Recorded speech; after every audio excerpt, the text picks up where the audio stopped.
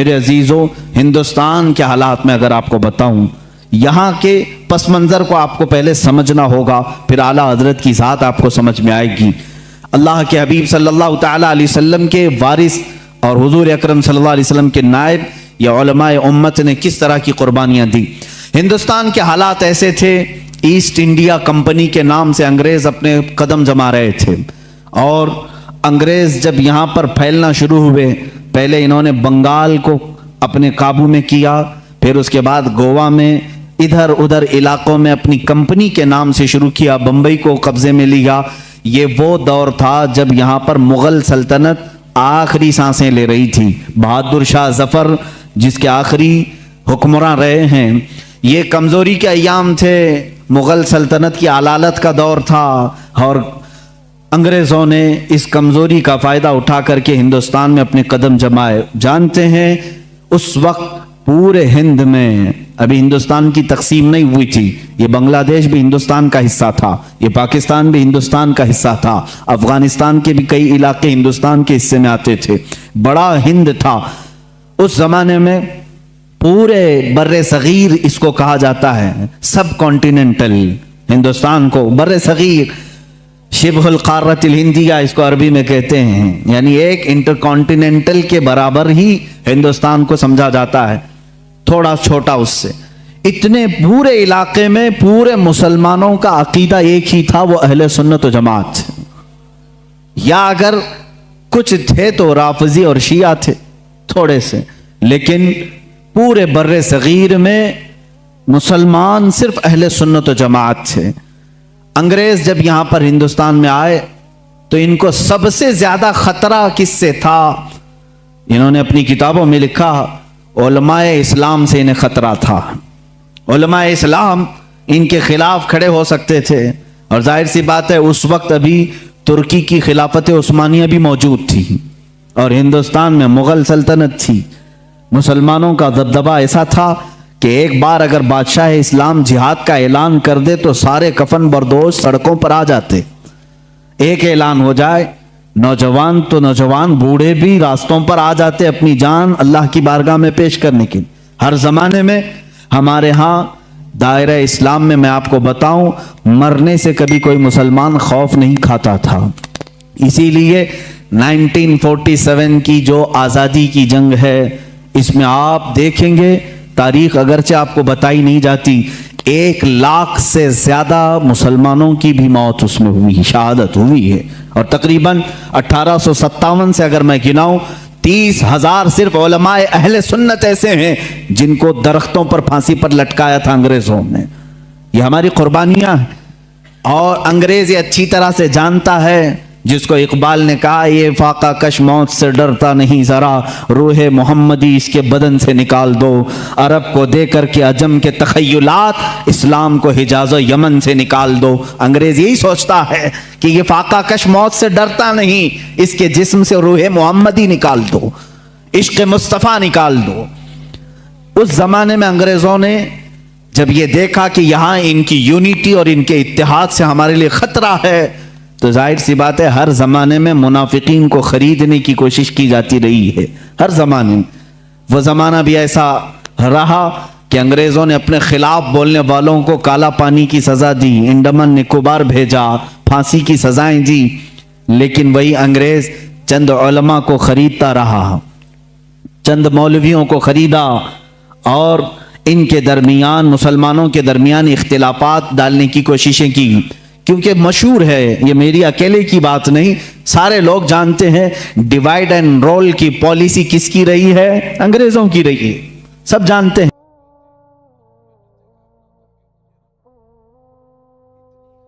ہاں بالکل، مجھے اس بات سے خوف نہیں ہے، ڈیوائیڈ اینڈ رول کی پالیسی انہی کی لائی ہوئی تھی۔ تفرقہ پیدا کرو، ٹکڑے کرو، اور اس کے بعد حکومت کرتے رہو، اختلافات ڈالو۔ تو انہوں نے ہندوستان میں اس چیز کی کوشش کی، اور سب سے پہلے اختلافات جو جنم لیتے ہیں وہ قادیان پنجاب سے، وہاں سے ایک مرزا غلام احمد قادیانی نام کے شخص کو اٹھایا گیا۔ انگریزوں نے اس کی بہت بھرپور مدد کی، تعاون کیا پیسوں سے، اور پھر اس کے ذریعے سے نئی نئی چیزیں لانا شروع کیا. یہ وہی زمانہ ہے، یہ 14ویں صدی کا زمانہ ہجری کے مطابق میں کہہ رہا ہوں، اور 1857 سے پہلے کے یہ معاملات ہیں. مرزا غلام احمد قادیانی کھڑا ہوا اور نئی نئی باتیں دین میں لایا، لیکن انگریزوں نے اس سے ایک غلطی یہ کروا دی کہ اس کو نبی بھی بنا دیا. اس نے اعلان کر دیا کہ میں محمد صلی اللہ علیہ وسلم کے بعد دوسرا نبی ہوں، میرا نام احمد ہے، مجھ پر وحی آتی ہے، انگلش میں فرشتے وحی لے کر کے آتے ہیں. یہ غلام احمد قادیانی کی پھکائی شروع ہوئی. ظاہر سی بات ہے امت مصطفیٰ اس وقت بیدار تھی، تقریباً ساری امت نے بالاتفاق اس کو ریجیکٹ کیا اور اس کو کہا کہ یہ اس امت کا دجال ہے، اس کو خارج اسلام مانا. اور آج بھی پاکستان میں بھی قادیانیوں کو مائنورٹی میں رکھا گیا ہے، مسلمانوں میں نہیں، وہاں پر نہیں ہے. اس کا رونا یہ پوری دنیا میں روتے ہیں.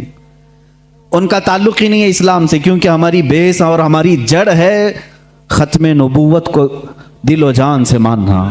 رسول کریم صلی اللہ تعالیٰ علیہ وسلم کے بعد کوئی دوسرا نبی نہیں آ سکتا. غلام احمد قادیانی نے یہ خلفشار مچایا ہندوستان میں. ظاہر سی بات ہے عوام تو عوام ہے، کل انعام ہے، یعنی بھیڑوں کی طرح.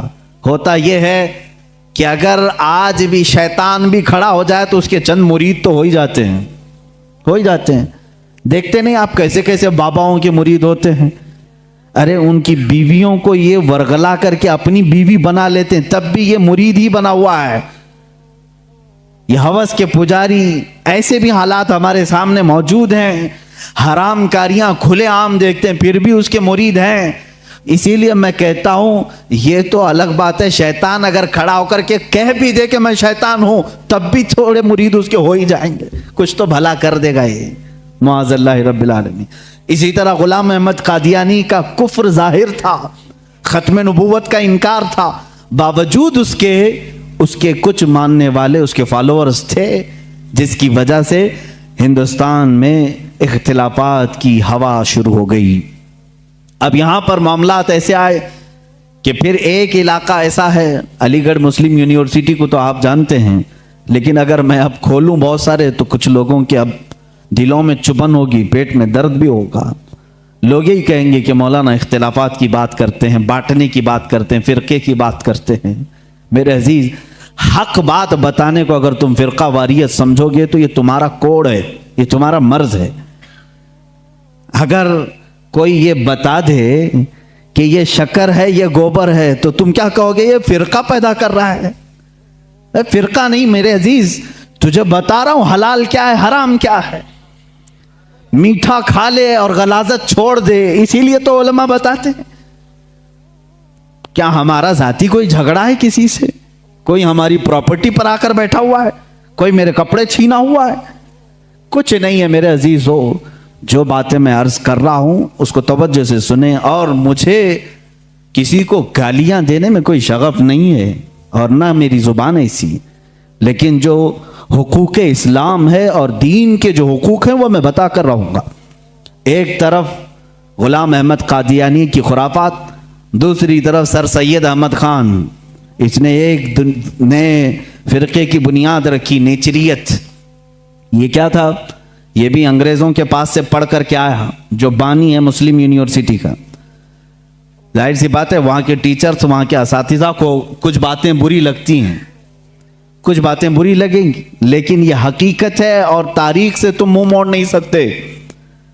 سر سید احمد خان واپس آ کر کے قرآن عظیم کی بہت ساری باتوں کا انکار شروع کر چکا تھا. اس نے یہ کہنا شروع کیا کہ معجزات کوئی چیز ہی نہیں ہے، قرآن میں کسی معجزے کا ذکر ہی نہیں ہے، ہر چیز کی بدل کر کے تعویل کر دی. کہا فرشتے ہوتے ہی نہیں ہیں، انسان کے اندر جو نیکی کرنے کی طاقت ہے اسی کا نام فرشتہ ہے. شیطان کا کوئی وجود ہی نہیں ہے، وہ کہتا ہے کہ برائی کرنے کی جو صفت ہے انسان کے اندر اسی کا نام شیطان ہے. قرآن پاک کی پوری تفسیر بدل ڈالی. جنات کا انکار، جنت و دوزخ. ارے میاں کس نے دیکھا؟ یہ نیچریت تھی. نیچریت کا مطلب ہے نیچر کو ماننے والے ہیں. جو دکھ رہا ہے بس اسی کو ماننا ہے، جو نہیں ہے اس کو نہیں ماننا ہے. اور اس کے علاوہ حضور اکرم صلی اللہ تعالیٰ علیہ وسلم کے متعلق بھی بہت ساری نئی باتیں اس نے رکھی، قیامت کے دن شفاعت کے متعلق اور دیدار الہی کے متعلق سر سید احمد خان نے لکھا ہے کہ اللہ کا دیدار ہو ہی نہیں سکتا، نہ زندگی میں، نہ موت کے بعد، نہ جنت نہ دوزخ، ایسی کوئی چیز ہی نہیں۔ میاں ہندو تو عقیدہ رکھتے ہیں نرگ اور سورگ کا، وہ تو بیچارہ ان سے بھی نیچے آ گیا۔ یہ تمام چیزیں نیچریت اس زمانے میں پھیلی۔ اب کچھ مسلمان ادھر بھی فالوورز، سر سید احمد خان کوئی نیا پیدا نہیں ہوا تھا، یہ بھی انگریزوں سے پڑھ کر کے متاثر ہو کر کے آیا، انگلینڈ سے یا یورپی کنٹریز سے، اور مسلمان اس کو جو ظاہر سی بات ہے تھوڑا روشن خیال سمجھتے ہیں، ارے یہ بہت ہی ماڈرن ہے، نیا علم لے کر کیا ہے، اس کے پیچھے چلنے لگے۔ اس نے علم کے نام پر بہت سارے مسلمانوں کا عقیدہ خراب کیا۔ ایک طرف یہ معاملات، قادیانی فتنہ اپنی جگہ پر، نیچری فتنہ اپنی جگہ پر، اور پھر دیوبندی فتنہ ایک اور۔ یہاں پر میں آج انصاف کے ساتھ عرض کرنا چاہوں گا، آج جو دیوبند ہے یا جو دیوبندی ہیں، اگر ان کو میری بات بری لگتی ہے تو ٹھنڈے دل سے میرے عزیز اپنے دل پر ہاتھ رکھ کر کے سوچو، آؤ میں تمہیں دعوت دیتا ہوں، آؤ ہم ان تمام چیزوں پر جمع ہو جاتے ہیں جو صحابہ اور تابعین سے تھی۔ کوئی نئی بات تم اپنی کتاب میں نہیں لاؤ گے، کوئی نئی بات میں اپنی کتاب میں نہیں رکھتا۔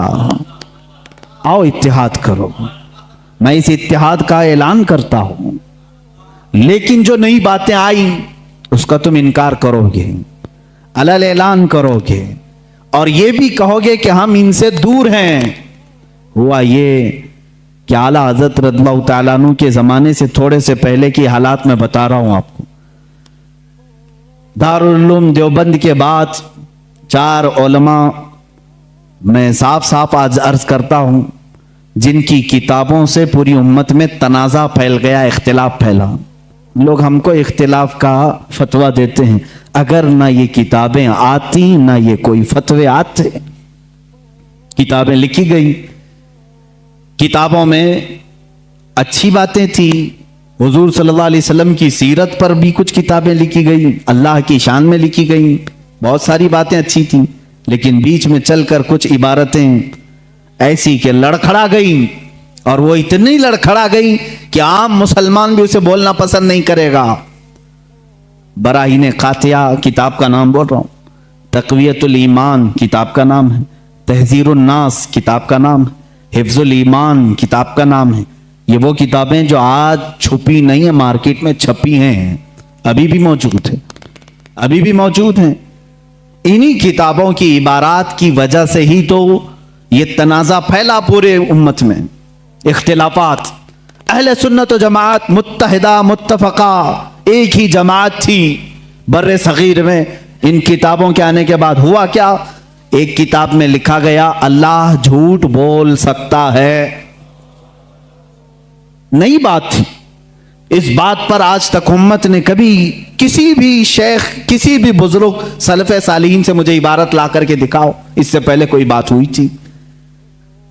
پھر ایک کتاب میں عقیدہ توحید کو بیان کرتے ہوئے مولوی اسماعیل دہلوی صاحب نے یہ تک لکھ دیا، حضور صلی اللہ تعالیٰ علیہ وسلم کا خیال نماز میں آنا گدھے اور بیل کے خیال سے بدتر ہے۔ یہ نئی بات تھی کہ نہیں تھی؟ اور جا کر کے کراس ویریفیکیشن کر لینا، اگر میں جھوٹ بولوں تو میرا جبہ پکڑ لینا، اور جو سزا دے سکتے ہو دو۔ میں یہ لفاظی نہیں کر رہا ہوں اور نہ پھکائی کر رہا ہوں، یہ جملے آج کتاب میں موجود ہیں۔ تقویت الایمان میں حفظ الایمان کتاب آئی، اس میں مولوی اشرف علی صاحب نے حضور صلی اللہ تعالیٰ علیہ وسلم کے علم غیب پر بحث کرتے کرتے یہ کہہ دیا، حضور کے علم غیب کی کیا تخصیص، کیا تقسیم، یعنی ان کی کیا خصوصیت ہے؟ اتنا علم غیب تو زید کو، پاگلوں کو، بچوں کو، بلکہ جانوروں کو بھی حاصل ہے۔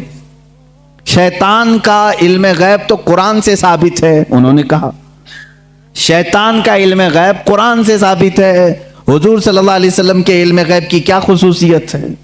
یعنی برابر ہو گئے. شیطان کو جتنا علم ہے اتنا ہی محمد صلی اللہ علیہ وسلم کو ہے. میرے عزیزو، کیا یہ باتیں دل پر نہیں لگتی مسلمانوں کے؟ یہ عبارتیں آئی کتابوں میں لکھی گئی اور بڑا فتنہ یہاں سے بھی ہوا مولوی قاسم نانوتوی صاحب کی کتاب سے کہ انہوں نے یہ بھی لکھا کہ بالفرض بعد زمانے نبی کے اگر کوئی دوسرا نبی پیدا ہو گیا تو حضور کے خاتم النبیین ہونے میں کوئی فرق نہیں آئے گا. یعنی کوئی دوسرا نبی پیدا ہو سکتا ہے اگر ہو گیا.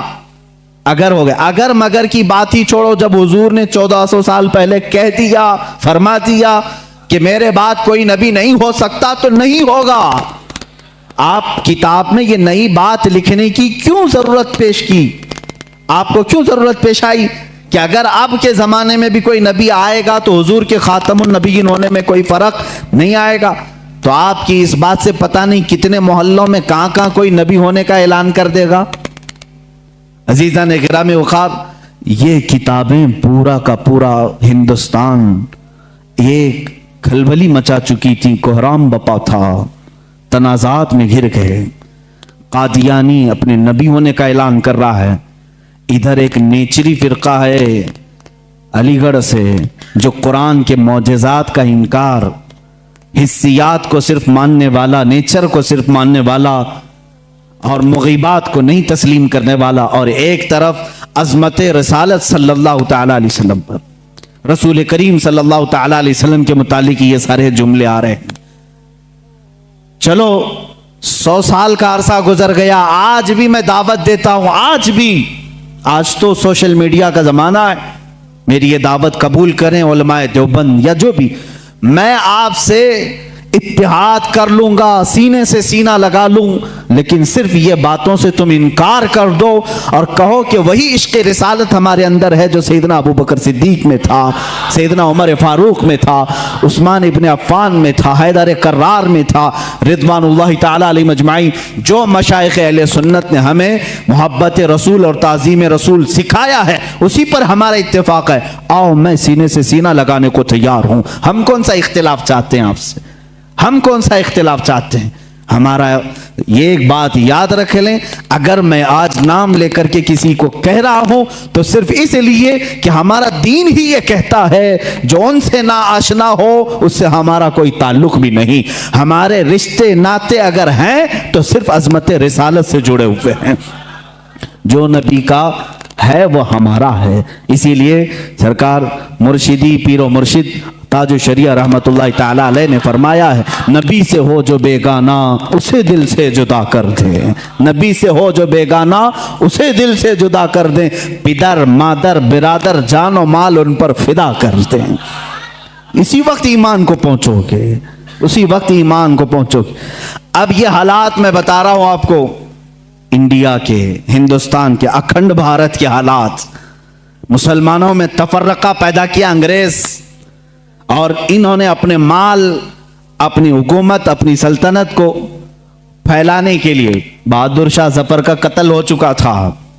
اس کے بعد علماء حق نے محسوس کر لیا کہ انگریز درمیان امت تفرقہ ڈال کر اپنی کرسی سنبھالنے کی کوشش کر رہا ہے.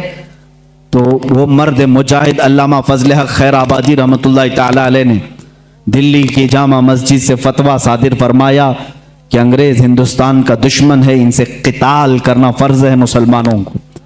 اسی فتوے کی بنیاد پر زندگی بھر کی عمر قید کی سزا میں ان کو انڈمان نکوبار بھیجا گیا. وہیں پر ان کی وفات ہوئی. آج مزار بھی ان کا جزیرہ انڈمان میں ہے.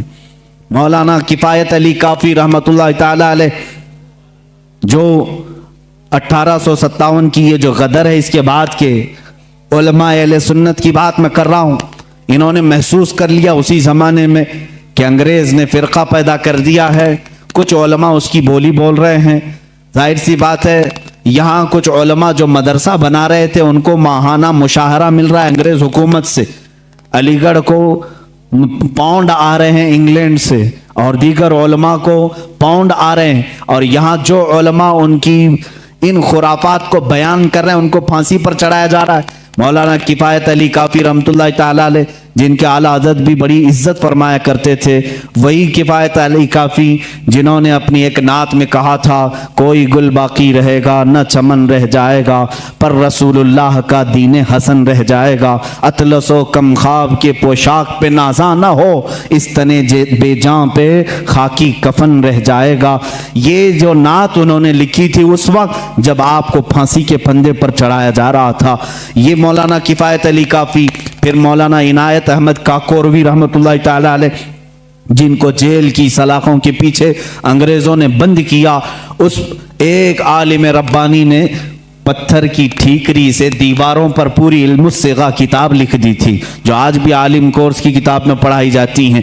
عزیزان گرامی وقار، اگر انگریز کو علماء سے محبت تھی اور وہ مدرسے کی سنگ بنیاد میں آ رہے تھے تو ان علماء کے ساتھ وہ کالا پانی کی سزائیں اور موت اور پھانسی کی سزائیں کیوں دے رہے تھے؟ آپ سمجھا کریں، کچھ علماء کو وہ شہید کر رہے تھے اور کچھ علماء کو وہ پیسوں سے پال رہے تھے۔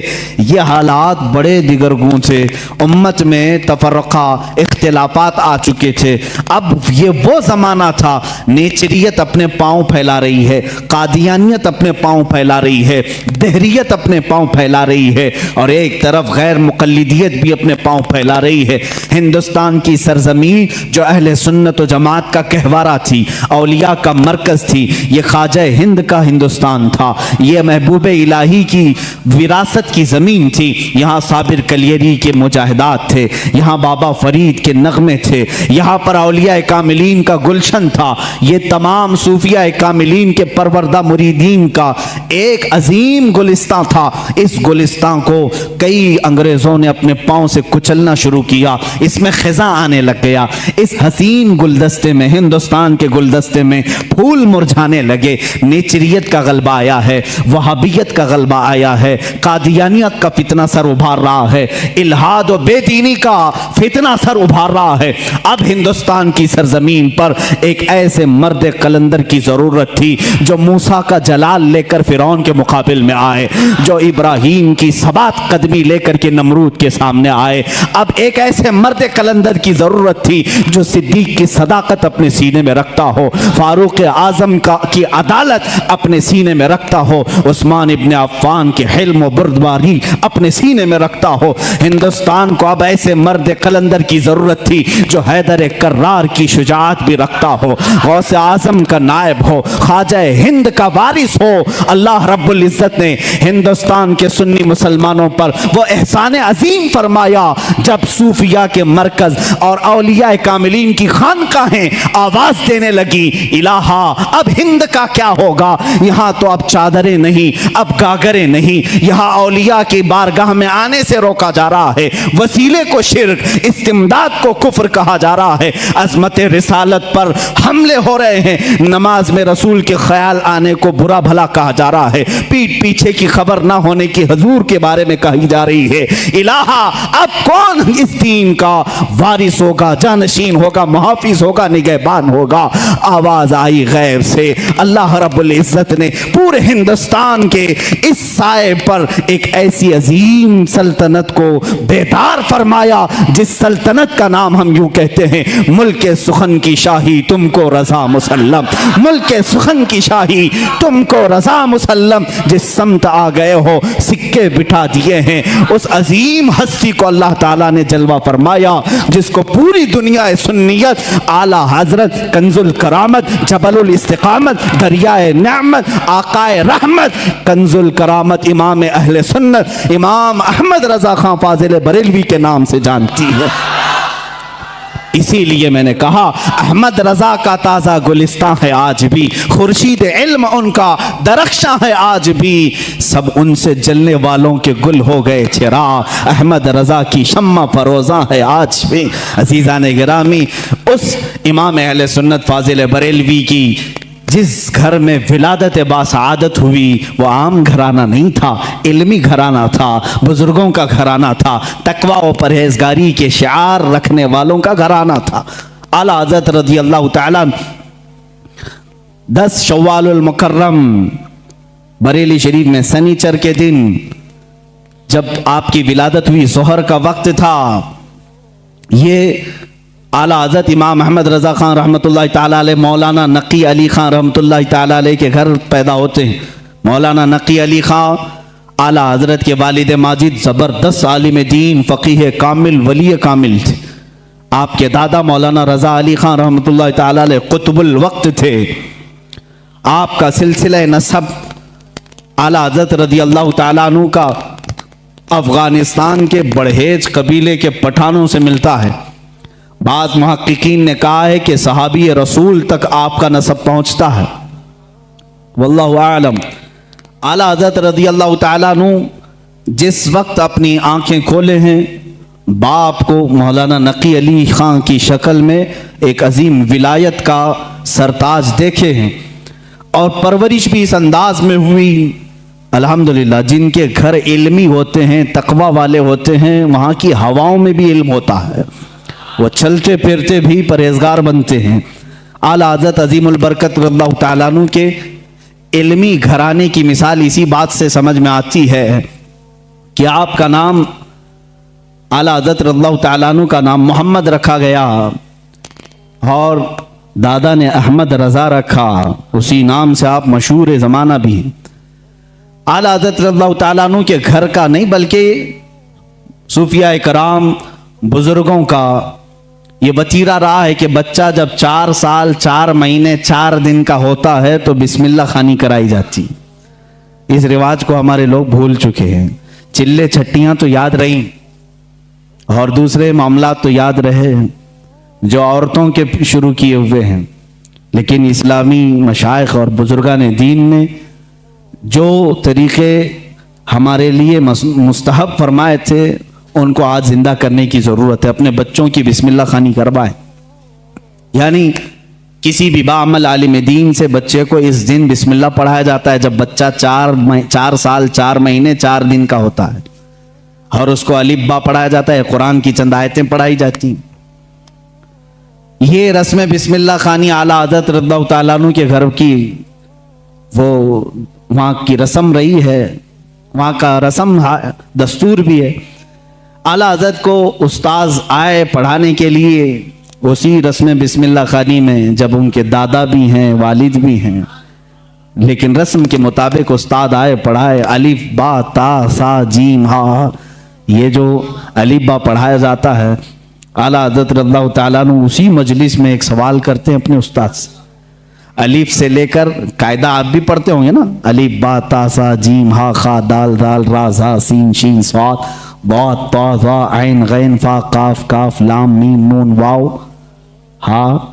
उसके बाद आता है लाम अलिफ या, ये लाम अलिफ भी आता है ना, बहुत सारे कायदों में लिखा रहता है। उस्ताद ने पढ़ाया तो आला हज़रत ने फरमाया ये सिंगल हुरूफ पूरे तो मैंने पढ़ लिया, अलिफ भी पढ़ लिया, लाम भी पढ़ लिया, ये लाम अलिफ फिर क्यों आया?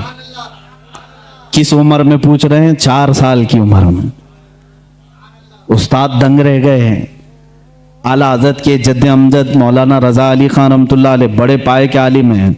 आपके वालिद गिरामी मौलाना नकी अली ख़ान रहमतुल्लाह अलैह ज़बरदस्त फ़क़ीह थे, बैठे हुए थे, वो मुस्कुराते रहे।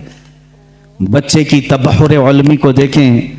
उस्ताद ने कहा बेटा बात ऐसी है कि सिंगल हुरूफ पढ़ा दिए गए, बच्चे को ये बताने के लिए कि हुरूफ जोड़ते कैसे हैं, इसलिए कायदे में एक लफ्ज लिख दिया जाता है लाम अलिफ, यानी लाम अलिफ मिला करके कैसे पढ़ाते हैं इसलिए लिख दिया जाता है। बाकी सब तो सिंगल हुरूफ होते हैं, अलिफ बा ता सा जीम हा।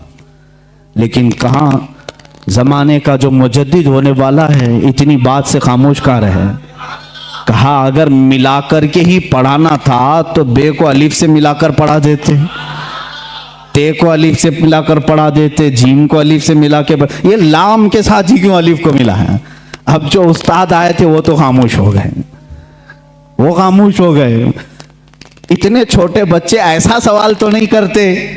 मौलाना रज़ा अली ख़ान रहमतुल्लाह ताला अलैह जो जद्द अमजद थे, दादा थे, उन्होंने सीने से सर को लगाया, कहा बेटा उस्ताद जितना पढ़ाएं उतना पढ़ लो। कहा कि अब दादा ये बात मुझे बता दें, दिल तशफ़ी में आ जाए। मौलाना रज़ा अली ख़ान रहमतुल्लाह अलैह बर वक्त फरमाते हैं बात यह है लाम को अलिफ से क्यों मिलाया, دوسرے حروف سے کیوں نہیں ملایا؟ اس لیے کہ یہ دونوں حروف میں مشابہت بہت زیادہ ہے، یہ دونوں ملتے جلتے ہیں۔ کس بات میں؟ صورت کے اعتبار سے بھی، سیرت کے اعتبار سے بھی۔ کہا وہ کیسے؟ کہا لکھنے میں الف بھی لمبا ہوتا ہے اور لام بھی لمبا ہوتا ہے، یہ صورت میں دونوں لمبے ہیں۔ اور دوسری بات، لام کو اگر آپ لکھیں گے ہجے کر کے، اگر آپ پڑھیں گے لام الف میم لکھنا پڑے گا، لام یعنی لام کو اگر ورڈز میں لکھا جائے، حروف میں لکھا جائے تو کیسے لکھیں گے؟ لام الف میم۔ اور جب الف کو لکھیں گے تو وہاں پر بھی 3 حرف لکھنے پڑیں گے ورڈز میں، ان ورڈز لکھیں الف لام فا، الف ہو گیا، الف لام فا الف، اور لام جب لکھیں گے تو لام الف میم۔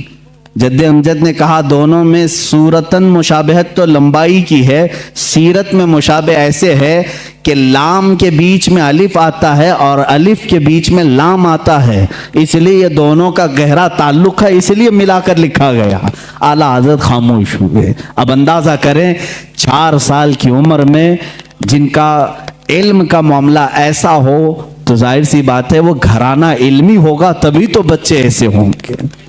یہی بات ہے کہ 6 سال کی عمر میں اعلیٰ حضرت رضی اللہ تعالیٰ عنہ، صرف 6 سال کی عمر میں، 6 سال کی عمر میں 12ویں شریف آئی میلاد مبارکہ، رسول کریم صلی اللہ تعالیٰ علیہ وسلم کی عظمت پر گھر میں جب محفل منعقد ہوئی، آپ کے والد گرامی کے شاگرد اور مریدین جمع ہوئے تو 6 سال کی عمر میں اعلیٰ حضرت نے 2.5 گھنٹے عظمت رسالت پر بیان فرمایا۔ میاں اچھے اچھے مقررین کے پسینے چھوٹ جاتے ہیں اگر پوائنٹ ٹو پوائنٹ بات کی جائے، ورنہ لفاظی کرنا ادھر ادھر کی ہانکنے میں تو 6 گھنٹے بھی چلے جائیں گے۔ علم کی بات پوائنٹ ٹو پوائنٹ کرنا یہ دقت کا معاملہ ہے۔ 6 سال کی عمر میں جو اپنے نبی کونین صلی اللہ تعالیٰ علیہ وسلم کی ذات پر، آپ کی سیرت پر 2.5 گھنٹے خطاب کر رہے ہیں، وہی اعلیٰ حضرت فاضل بریلوی رضی اللہ تعالیٰ اب کتابوں کی تعلیم شروع کرتے ہیں، عالم کورس، وہی 6 سال کی عمر میں اپنے والد گرامی سے پڑھا، مرزا عبد القادر بیگ صاحب اور کچھ علماء تھے جن کا تذکرہ آیا ہے اعلیٰ حضرت کے اساتذہ میں۔ زیادہ سے زیادہ کتابیں آپ اپنے والد گرامی سے پڑھتے ہیں۔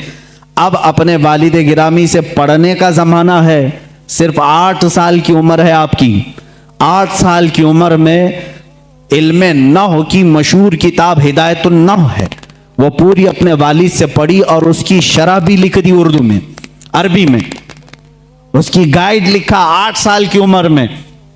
اور جب 13 سال 10 مہینے، غالباً 13 سال 10 مہینے کے ہو گئے، آپ عالم بھی ہو گئے اور مفتی بھی ہو گئے،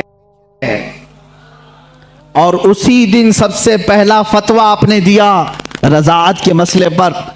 سوال آیا تھا، آپ کے والد گرامی نے مسند پر بٹھایا اور کہا بیٹا احمد رضا لکھو اس کا جواب۔ آپ کی عمر 14 سال کے قریب تھی، 13 سال 10 مہینے کے آس پاس، اس وقت آپ نے سب سے پہلا فتویٰ لکھا۔ میاں فتویٰ پوچھنے والوں کی عمر یہاں 60 سال کی ہو جاتی ہے، لکھنے والوں کی بات تو چھوڑے۔ وہ 13 سال 10 مہینے کی عمر میں پہلا فتویٰ صادر فرماتے ہیں، اس میں دلائل بھی ہیں، قرآنی آیات، احادیث رسول۔ والد گرامی نے دیکھ کر کے ماتھے کا بوسہ لیا اور کہا آج سے تم مسند افتاء پر بٹھائے جاتے ہو۔ 13 سال 10 مہینے کی عمر سے لے کر جب تک آپ کی وفات نہ ہوئی اس وقت تک آپ نے فتویٰ نویسی فرمائی، تقریباً 20,000 سے تقریباً 6,000 سے زیادہ فتوے آپ نے ارسال فرمائے۔ آج وہی فتاوی رضویہ کی شکل میں ہمارے پاس ایک فقہی انسائکلوپیڈیا موجود ہے جس کی 30 جلدیں ہیں، 21,000 صفحات کے قریب یہ کتاب ہے، 250 رسالے اس کے اندر موجود ہیں، 250 رسالے، الگ الگ کتابیں، جو جس طرح کا سوال آیا، عربی میں آیا تو عربی میں جواب، فارسی میں آیا فارسی میں جواب، انگلش میں آیا انگلش میں جواب، جس علم کا سوال آیا اس علم کا جواب آپ نے ارسال فرمایا۔ یہ تقریباً فتاوی رضویہ آج جو چھپی ہوئی ہے 30 جلدوں میں ہے، 30 بڑے بڑے ویلیومز ہیں۔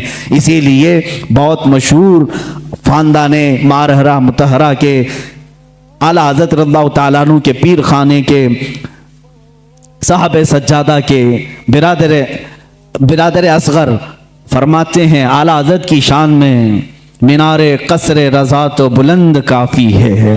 ये सैयद अशरफ मारहरवी साहब क़िबला अदामल्लाहु इक़बाल वो अभी आयात हैं, उन्होंने यही फरमाया और हक फरमाया कि मीनारे कसरे रज़ा तो बुलंद काफ़ी है, तुम उसके पहले ही जीने पे चढ़ के दिखला दो। अरे मियाँ फतावा रज़विया तो एक करामत है, फतावा रज़विया तो एक करामत है, ज़रा हदायके बख्शिश ही पढ़ के दिखला दो।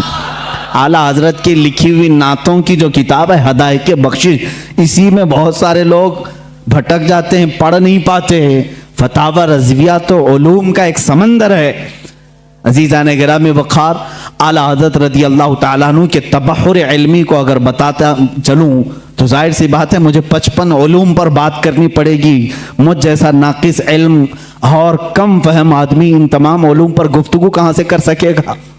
हमारे इल्म की बिसात ही कितनी है उन उलूम पर बात करने की। आला हज़रत रज़ियल्लाहु ताला अन्हु के तमाम उलूम पर जो लिखी गई किताबें अगर बयान करने शुरू करें तो जाहिर सी बात है उतना इल्म होना चाहिए या कम से कम उतना मुताला हो, लेकिन हमारा सरसरी मुताला है जैसे होता है ऊपर ऊपर के दाने खाए हुए हैं, बस इतना ही देखें। आला हज़रत को गहराई तक जाकर कौन पढ़ा है। हाँ, एक बात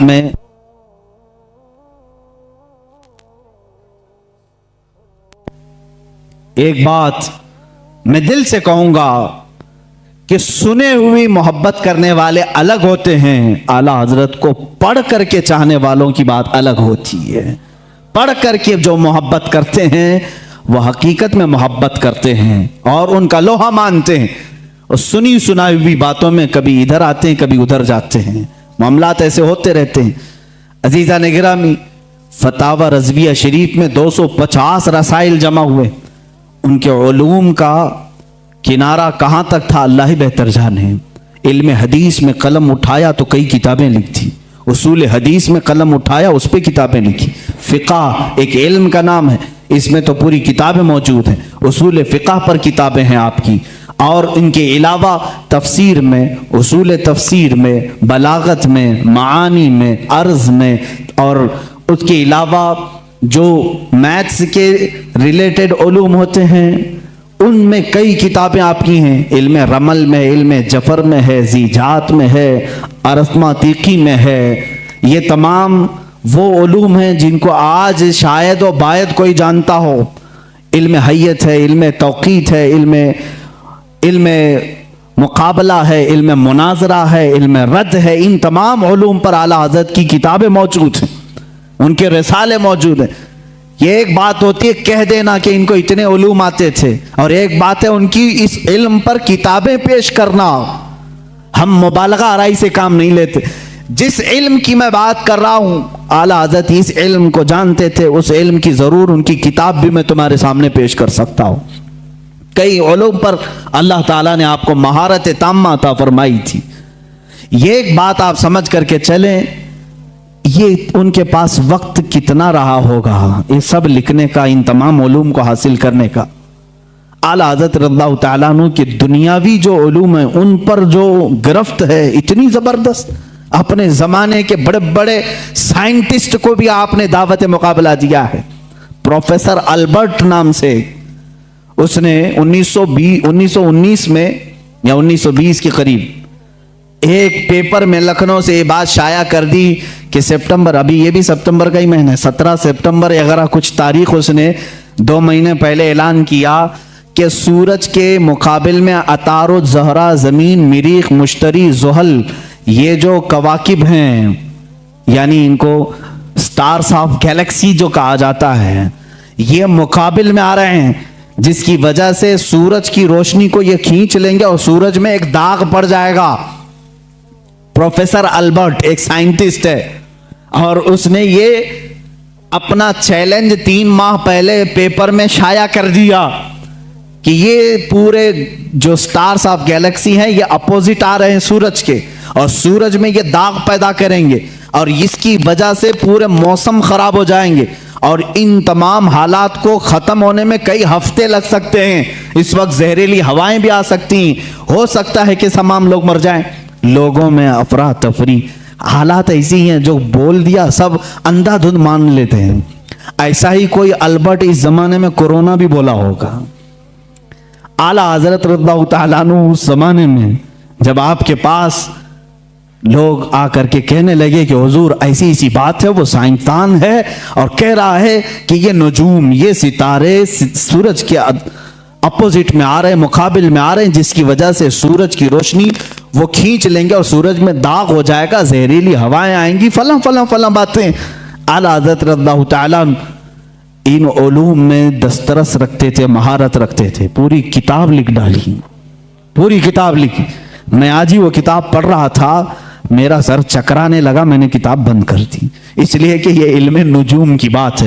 اعلیٰ حضرت اس میں شکلیں بنا بنا کر کے لکھ رہے ہیں. عطارد اتنے سینٹی گریڈ کا ہوتا ہے, اتنے دقیقے کا ہوتا ہے, اتنے منٹ کا ہوتا ہے. زحل کی یہ شکل ہوتی ہے, فلاں جگہ ہوتا ہے, اتنے زمانے میں یہاں سے یہاں آتا ہے. یورینس نیپچون یہ اس کی میعاد مدت اتنی ہوتی ہے, فلاں وقت یہاں ہوتا ہے, سپٹمبر میں یہ کہاں رہتا ہے. ان تمام حالات کو لکھ کر کہتے ہیں جس البرٹ نے یہ دعویٰ کیا وہ جھوٹا ہے, وہ پاگل ہے اور جاہل ہے. اس لیے کہ یہ تمام چیزیں میں نے جو لکھی یہ ایک ساتھ جمع ہوں گی ہی نہیں. اور احمد رضا کا یہ دعویٰ ہے کہ 17 سپٹمبر کیا, 18 سپٹمبر کیا, اس طرح کے حالات انشاءاللہ کبھی نہ آئیں گے. اور دنیا نے دیکھا, سپٹمبر آئے گئے, نہ سورج کالا ہوا, نہ زہریلی ہوائیں آئی. سائنسدان دعوے کرتے رہتے ہیں. ظاہر سی بات ہے علم دین صرف یہ نہ سمجھو کہ قرآن و حدیث صرف مدرسہ مسجد کا نام ہے. قرآن و حدیث علوم کا سمندر ہے جو حقیقت میں اس کا وارث ہوتا ہے. اللہ دنیاوی علوم کا بھی اسے بادشاہ بناتا ہے. اعلیٰ حضرت کی ذات میں ہم نے وہ دیکھا ہے. سائنسدانوں کے بھی منہ بند کر دیے. ڈاروین کے نظریے کو غلط ثابت کیا. ڈاروین کا نظریہ تھا انسان بندر سے پیدا ہوا ہے, آپ نے پڑھا ہوگا اسکولوں میں وغیرہ. بعد میں یہ نظریہ ختم کیا. اعلیٰ حضرت نے اس کا رد فرمایا, میاں جو جس کی نسل سے ہو وہ اپنی نسل کو بتائے, مگر ہم آدمی ہیں, آدم سے پیدا ہیں, آدم سے پیدا ہے. ظاہر سی بات ہے سائنس کی ان تمام تھیوریز کو رد کرنا اسی کے بس کا کمال ہے جو سائنس سے واقفیت رکھتا ہے. اعلیٰ حضرت رضی اللہ تعالیٰ عنہ نے ڈاروین کے نظریے کو غلط ثابت کیا. اور پھر زمین اور سورج کے معاملات جو ہیں آج بھی سائنس یہی کہتی ہے, یہ اب تک اختلاف چل رہا ہے. کئی لوگ مجھ سے سوال بھی کر چکے. اعلیٰ حضرت رضی اللہ تعالیٰ عنہ کا اس پر اختلاف ہے اور مجھے امید ہے کہ یہ نظریہ بھی غلط ثابت ہوگا. جو آج سائنس کہتی ہے کہ زمین گھومتی ہے, یہی سائنس میں پڑھے نا, میں بھی پڑھا ہوں اسکول میں, آپ بھی پڑھے ہوں گے. زمین گھومتی ہے اور زمین گھومتے گھومتے 24 گھنٹے کا ایک مدار ہوتا ہے اس کا, اور سورج کے اطراف گھومتی ہے تو 365 دن ہوتے ہیں. ایسا ہی ہے نا, سائنس میں ایسا ہی ہے. اعلیٰ حضرت رضی اللہ تعالیٰ عنہ نے اس نظریے کا رد کیا اور فرمایا زمین ساکن ہے, سورج گھوم رہا ہے. اور وہ آپ نے قرآن عظیم سے ثابت کیا. اللہ تعالیٰ فرماتا ہے والشمس تجری لمستقر لها ذلك تقدیر العزیز العلیم. سورج اپنے مستقر پر چل رہا ہے اور اللہ رب العزت کی بنائی ہوئی یہ مقدار ہے. وہ غالب حکمت والے اللہ کی بنائے ہوئے راستے ہیں. والقمر قدرناہ منازل, اللہ فرماتا ہے ہم نے چاند کی منزلیں رکھی ہیں. اور سورج کا ڈوبنا, مشرق سے نکلنا مغرب میں ڈوبنا قرآن سے ثابت ہے. نمرود کے سامنے ابراہیم علیہ السلام کا جو مناظرہ تھا, مجادلہ تھا, وہ اسی بات کا تھا کہ نمرود کہتا تھا میں بھی خدا ہوں, میں لوگوں کو زندہ کرتا ہوں, موت بھی دیتا ہوں. ابراہیم علیہ السلام نے کہا کہ اگر تو خدا ہے تو سورج کو مشرق سے نہیں مغرب سے نکال کے دکھا. روزانہ سورج مشرق سے نکلتا ہے, تو ایک دن مغرب سے نکال کے دکھا. وہ مبہوت ہو گیا. قرآن میں یہ واقعہ موجود ہے.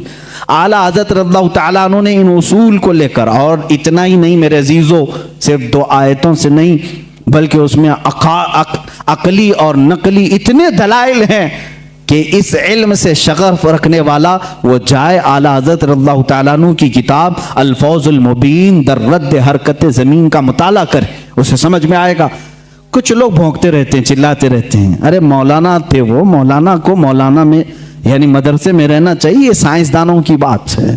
میرے عزیز یاد رکھ, دنیا کا جتنا سائنس ہے یہ گنبد خضرا کی چھاؤں میں پلنے والے غلاموں کی آستینوں میں ہوتا ہے۔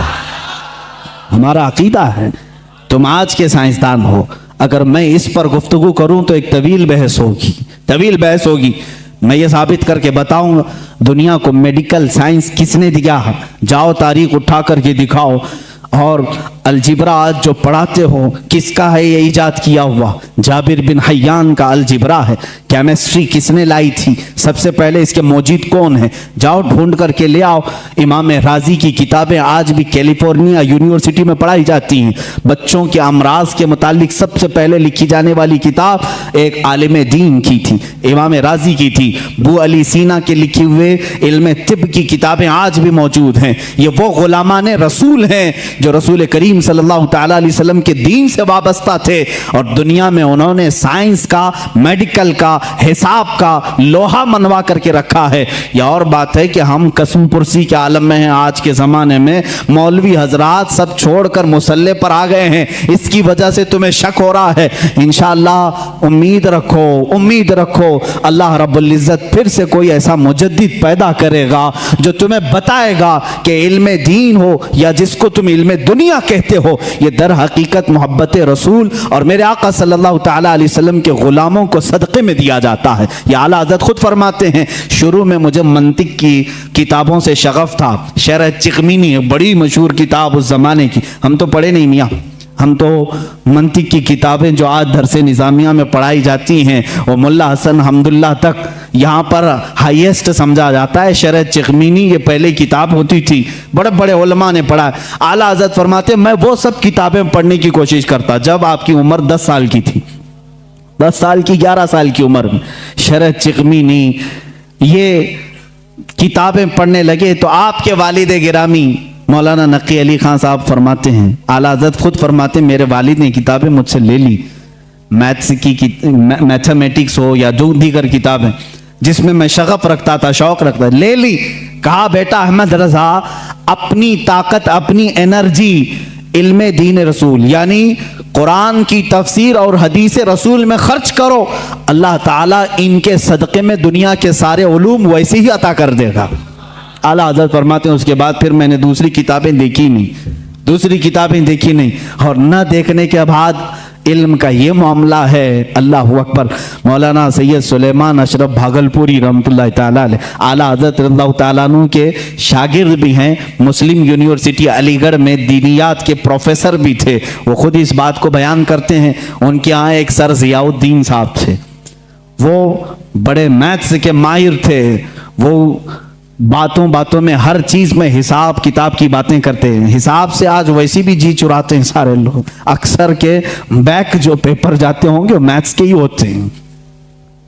ہاں، جن کو بہت زیادہ کالج اور یونیورسٹی پر فخر ہے ان کے میتھس کو بھی میں دیکھنا چاہوں گا۔ آؤ، جو دین رسول پر حملہ کرتے ہیں یا علماء امت کو تانا دیتے ہیں کہ مولوی کا کتنا بساط مصلی سے گھر تک اتنا ہی ہوتا ہے، یہی شاید اس وقت بھی خیال رہا ہو۔ سر ضیاء الدین ایک بڑے ماہر میتھس کے جاننے والے تھے، انہوں نے مولانا سید سلیمان اشرف صاحب سے کچھ باتوں میں ان معاملات کو پوچھا کہ کچھ حساب ایسے ہیں، کچھ میتھس ایسے ہیں جو مجھے سمجھنا ہے، اور یہاں اس وقت ان تمام چیزوں کو جاننے والا کوئی نہیں ہے۔ مولانا سید سلیمان اشرف صاحب نے کہا کہ ایک کام کیجئے، ہمارے استاد ہیں مولانا احمد رضا خان صاحب، بریلی شریف میں رہتے ہیں، آپ ان کے پاس جا کر ڈسکس کر لیں، گفتگو کر لیں، شاید یہ فنڈا حل ہو جائے آپ کا۔ وہ مسکرا کر کے کہے مولانا یہ مولوی لوگوں کا کام نہیں ہے، میں اس کو جرمن اور آکسفورڈ کے بڑے بڑے یونیورسٹیوں سے رابطہ کر چکا ہوں، وہاں سے اب تک جواب نہیں آیا، جرمنی سے، لندن سے۔ مولانا سلیمان اشرف صاحب نے فرمایا کیا بات ہے، ایک بار مل کر کے دیکھ تو لیں، جرمنی بہت دور ہے، انگلینڈ بہت دور ہے، بریلی قریب ہے علی گڑھ سے، آپ جا کر کے تو آئیں۔ وہ کہتے ہیں میں ان کی بات پر آیا، یہاں جب تشریف لائے اعلیٰ حضرت فاضل بریلوی رضی اللہ تعالیٰ عنہ عصر کی نماز کے بعد بیٹھتے تھے چارپائی پر، اور لوگ آنے والے ملاقات کرتے، اپنی اپنی حاجتیں لے کر آتے۔ وہ آئے، مولانا سلیمان اشرف صاحب نے پہلے ہی خط لکھا تھا اعلیٰ حضرت کو کہ فلاں فلاں صاحب ہیں، آپ ان کو اجازت ملاقات عطا فرمائے۔ आला हज़रत रज़ियल्लाहु ताला अन्हु ने उनसे बात करना शुरू फरमाई। उन्होंने कहा कि मेरे पास एक सख्त मसला पेश आया है हिसाब का, मैथ्स का, मैं वो आपसे डिस्कस करना चाहता हूँ। आला हज़रत ने फरमाया कहिए क्या बात है। उन्होंने कहा मैं चाहता हूं कि आप आराम से जब आपके पास वक्त हो तब डिस्कस करें, या असर मगरिब के बीच का छोटा सा वक्त मेरे बड़े मसले के लिए नाकाफी है। आला हज़रत ने फरमाया कह तो दें कुछ बात उसकी, क्या है मसाइल। आला हज़रत ने जब दो बार फरमाया तो सर ज़ियाउद्दीन कहते हैं, ये प्रोफेसर थे अलीगढ़ यूनिवर्सिटी के, मैंने वो अपनी एक कलम और कॉपी में लिख करके दिखाना शुरू किया कि ये मसला है। वो हिसाब का, मैथ्स का एक मुश्किल और टफ फंडा था। आला हज़रत रज़ियल्लाहु ताला अन्हु मुस्कुराए और 4 जुमलों में जवाब इनायत फरमाया और लिख करके फरमाया सर ज़ियाउद्दीन कहते हैं मैं वो देखता रह गया यहाँ तक कि मगरिब की अजान हो गई, आला हज़रत नमाज के लिए चले भी गए और मैं उसी में उलझ करके रह गया। मुझे जो बरसों से मामला समझ में नहीं आया वो एक मौलाना के पास 10 मिनट में कैसे समझ में आया। सर ज़ियाउद्दीन कहते हैं वापस अलीगढ़ आकर के उन्होंने दाढ़ी शरीफ भी रखी और सैयद सुलेमान अशरफ साहब से कहा मौलाना अब तक मैं मौलवियों को हल्का समझता था, मगर मौलाना अहमद रज़ा खान से मिलने के बाद यकीन हो गया कि जो आशिक़ रसूल होता है अल्लाह उसको दीनी सदक़े में तमाम उलूम अता फरमा देता है। ऐसा इल्म का बहरे बेकरार मैंने किसी को नहीं देखा।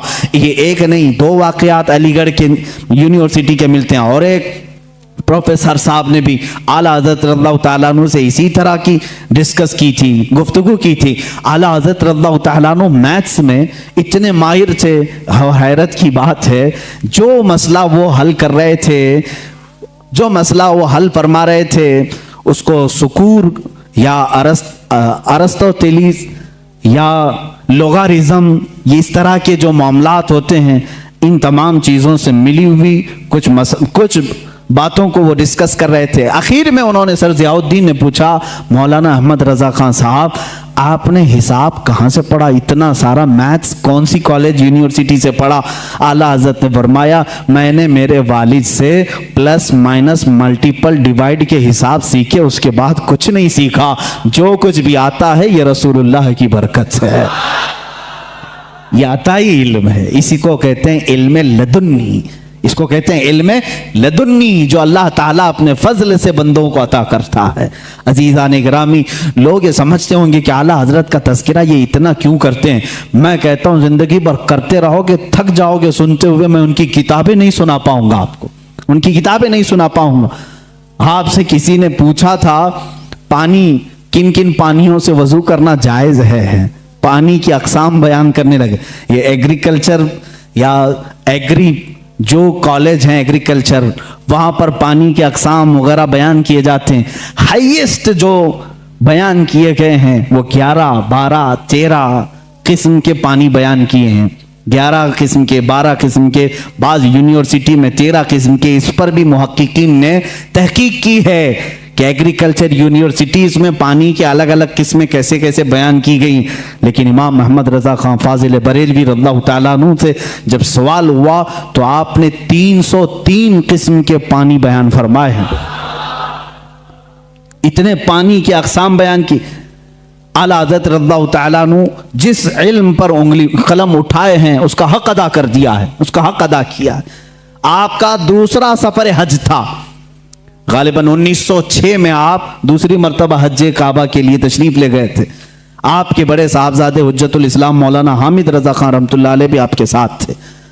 हज की हाजिरी के वक्त, उस वक्त वहां पर जाहिर सी बात मैं 1906 की बात कर रहा हूं, वहाबियत का गलगला नहीं था। अहले सुन्नत व जमात थे, तुर्कियों की खिलाफत थी, सुन्नी आशिकाने रसूल मक्का में भी थे, मदीने में भी थे, उलमाए हरमैन तय्यबैन थे। जैसी उलमा को मालूम हुआ हिंदुस्तान से एक जवान आलिम दीन है वो आए और उनके इल्म का तूती बोलता था उस वक्त। तो उस वक्त वहाबियों के शुरू के फितने निकले थे और इल्म गैब रसूल पर लोग सवाल कर रहे थे। मौलाना सैयद इस्माइल रहमतुल्लाह ताला मक्का मुकर्रमा के जलीलुल क़द्र आलिम दीन है, सैयद इस्माइल मक्की रहमतुल्लाह अलैह, वहाँ पर मौजूद बड़े बड़े मशाइख हैं। जब मौलाना सैयद इस्माइल मक्की रहमतुल्लाह ताला अलैह को खबर हुई تو ایک دن आला हज़रत रज़ियल्लाहु ताला अन्हु मक्का मुकर्रमा में तवाफ़ खाना काबा के बाद आप मकतबतुल हरम, मस्जिद हरम में जो मकतबा था, किताबें रखी जाती थी, लाइब्रेरी, वहाँ जा रहे।